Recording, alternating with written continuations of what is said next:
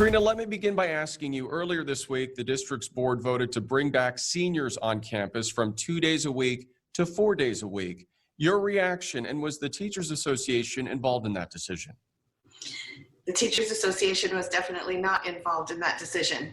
The original plan was to have all of our students who are currently in the hybrid learning environment return to 4 days a week. Instead of being divided into two cohorts, it would essentially be one cohort that would be able to attend 4 days a week. That was the agenda item on the school board agenda that evening. That did not pass. It did not make it to a vote because it died for lack of a second. The motion was made and no one seconded it. So they were not allowed to vote on that. Then a substitute motion was put in that we were not aware of, and that was to have high schoolers return to 4 days a week. There was some back and forth discussion between the board members. There were a couple of high school principals in the audience who were allowed to stand up and speak to the school board members, and there was conversation back and forth, and they finally settled on allowing the seniors to return to a one cohort system for the remaining weeks of the school year starting May 3rd.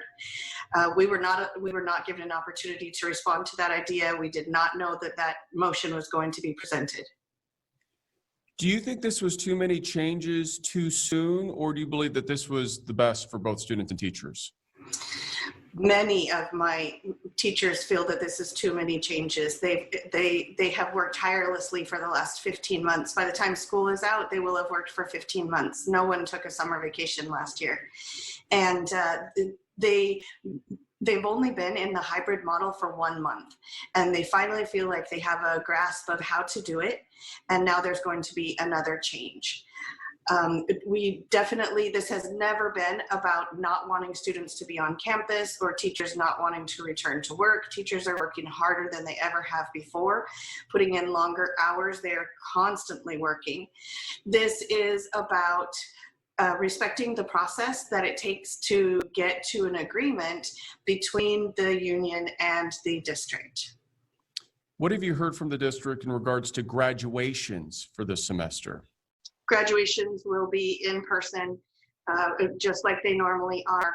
They're at their normal locations, I should say, for each high school. But they have some different protocols that they're going to follow in regards to graduation, as far as ingress and egress particularly, and seating capacity in the stands will be limited. Family members can sit together, but otherwise, if you're not related, you'd be distanced. So they're planning all of that out. Well, as we near the end of the semester, there's certainly been a lot of changes. How do you think the district did overall? And do you agree with a lot of its decisions, or is there anything that you would have liked to have seen done differently? I do agree with how this has been done overall. We typically have a very collaborative relationship and have been in collaboration with each other to make the changes that have been made. I'm particularly confident in the safety and health protocols that are in place at all of our work locations in Desert Sands. This latest change took us by surprise, that we were not expecting that. We have been involved in the conversations up until this point, and then we kind of feel like they sprung something on us without an opportunity to respond. Governor Newsom has been calling on school districts to extend the school year into the summer, but it doesn't look like Desert Sands is going to be doing that. So where do you stand on that? Would teachers agree to spend their summer to provide more learning opportunities for students? I think our school district is approaching it correctly, and that is they're not extending the school year or starting it early in the fall. However, they are supplying very robust summer school opportunities. So it's a separate program, not a continuation of this year or a lengthening of next year. But students will have plenty of opportunities to be involved in academics over the summer, either through summer school or through academic camps or through a Jumpstart program. They have a lot of those plans in place to extend learning opportunities for students.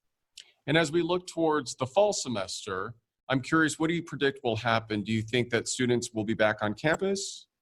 I sure wish I had a crystal ball. My prediction is probably based on hope more than anything, and that is to return to a traditional on-campus 5 days a week format that we are used to. Before we let you go, Trina, is there any message that you would like to say to parents?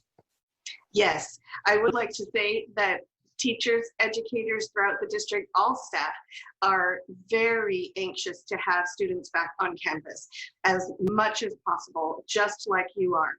We want to make sure that it's safe to do so, and we also need to respect the process that it takes to get there. It's unfortunate that it feels like the students are put in the middle, but we are confident that we are not opposed to the idea of having any students return to the classroom. We want to have the language in place that allows that. All right, Trina, we appreciate your time. Good to see you again. Thanks for joining us. Thank you so much.